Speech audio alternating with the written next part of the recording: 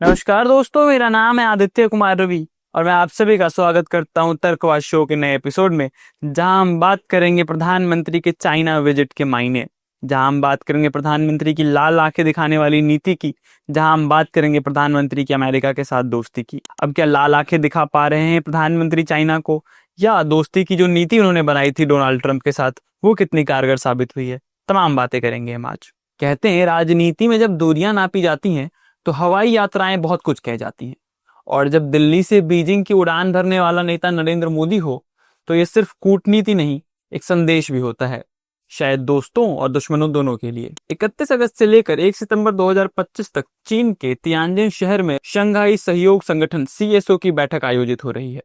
प्रधानमंत्री नरेंद्र मोदी इसमें शिरकत करने जा रहे हैं।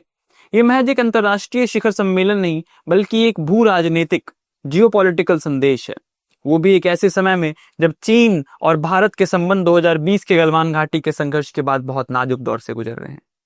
पिछले 5 वर्षों में मोदी सरकार ने चीन के साथ सीमित बातचीत रखी है, कई समझौतों पर पुनर्विचार किया गया, व्यापारिक स्तर पर भी, और आत्मनिर्भर भारत का राग अलापा गया। फिर अचानक ये यात्रा। भले ही सरकार इस यात्रा को एससीओ सदस्य देशों के साथ बहुपक्षीय संवाद की तरह पेश कर रही हो, लेकिन चीन जैसे पड़ोसी की धरती पर कदम रखना अपने आप में एक बड़ा राजनीतिक मोड़ होता है। गलवान का जख्म और बीजिंग की मेजबानी सियासी विसंगति साबित हो सकती है। 2020 के गलवान संघर्ष में 20 भारतीय जवानों की शहादत ने पूरे देश को झकझोर दिया था। उसके बाद प्रधानमंत्री ने कहा था, भारत की सीमाओं की ओर आंख उठाकर देखने वालों को मुंह तोड़ जवाब दिया जाएगा। मगर अब वही प्रधानमंत्री चीन जा रहे हैं, पहली बार उस संघर्ष के बाद। क्या ये भारत की राजनीतिक लालच है या फिर एक कूटनीतिक यू टर्न है, ये देखने वाली बात होगी। कई रक्षा विशेषज्ञ मानते हैं कि मोदी सरकार के अंदरूनी और बाहरी दबावों ने इसे मजबूर कर दिया है कि वो अपने रुख को थोड़ा नरम करें।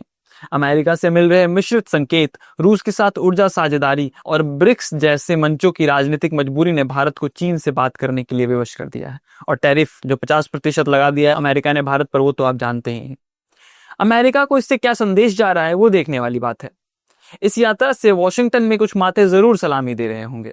अमेरिका जो खुद चीन के साथ ट्रेड वॉर और टेक्नोलॉजी वॉर से जूझ रहा है, भारत को अपने भरोसेमंद सहयोगी के तौर पर देखता रहा है। फिर भी टैरिफ तो लगा ही दिया। तो Quad, collateral security dialogue, Indo Pacific partnership और तकनीकी साझेदारी में अमेरिका ने भारत को हाथों हाथ लिया था। ऐसे में मोदी का चीन जाना एक हल्का झटका दे सकता है अमेरिका को। कूटनीति में ऐसे झटकों को बैलेंसिंग एक्ट कहा जाता है, लेकिन आलोचकों का मानना है कि मोदी सरकार कहीं एक साथ सबको खुश करने की कोशिश में किसी को भी पूरा नहीं दे पा रही है। अब आइए जानते हैं कि भारत के लिए क्या मायने रखता है ये यात्रा। आम भारतीय के लिए ये यात्रा एक प्रतीक है। यह प्रतीक है उस फ्लिप फ्लॉप डिप्लोमेसी की जो चीन को लेकर बीजेपी सरकार की रणनीति में साफ दिखती है। अब जरूरतें देख लेते हैं। आर्थिक जरूरतें हावी हो गई हैं। चीन भले ही दुश्मन जैसा देश पेश हो जाता हो, लेकिन भारत का सबसे बड़ा ट्रेड पार्टनर भी वही है। मोबाइल फोन से लेकर मेडिकल इक्विपमेंट तक मेड इन चाइना हर भारतीय के जीवन में कहीं ना कहीं है। इस दौरे में यह भी अनुमान है कि कुछ आर्थिक समझौते और बयान सामने आ सकते हैं। क्या लोकल के लिए वोकल अब चाइनीज के लिए साइलेंट हो जाएगा? सीमाओं का समीकरण भी इन्वॉल्व है। मोदी सरकार के पास 2029 के आम चुनाव से पहले बहुत कुछ दांव पर है। विदेश नीति में शांतिपूर्ण छवि पेश करने में घरेलू आलोचकों को जवाब देना चाहेंगे कि भारत सिर्फ मसल नहीं, माइंड की भी बात करता है। ड्रैगन को काबू में लाने का प्रयास या झुकाव है ये भी देखने वाली बात होगी। चीन भारत को क्षेत्रीय स्तर की चुनौती देने की लगातार कोशिश कर रहा है, चाहे वो पाकिस्तान को समर्थन हो या अरुणाचल प्रदेश का दावा। क्या मोदी इस यात्रा के इन मुद्दों को मुस्कान के साथ उठाएंगे या सब कुछ संबंधों की बहाली के नाम पर दबा दिया जाएगा? अब वक्त है आलोचना की। प्रधानमंत्री जी, जरा सा आलोचना करूंगा, बुरा मत मानिएगा। 56 इंच का सीना अब कितने इंच का बचा है? प्रधानमंत्री नरेंद्र मोदी की छवि सख्त फैसला लेने वाले नेताओं की रही है। 56 इंच वाले बयान से लेकर घर में घुसकर मारेंगे जैसे जुबानी तलवारें उनकी शैली का हिस्सा रहा है। तो फिर चीन के साथ वो सख्ती क्यों नहीं दिखती है? गलवान में चीन ने सीमा पार की, सैनिक मारे, सैनिक शहीद किए, उसके बाद भी कोई ठोस जवाब क्यों नहीं आया?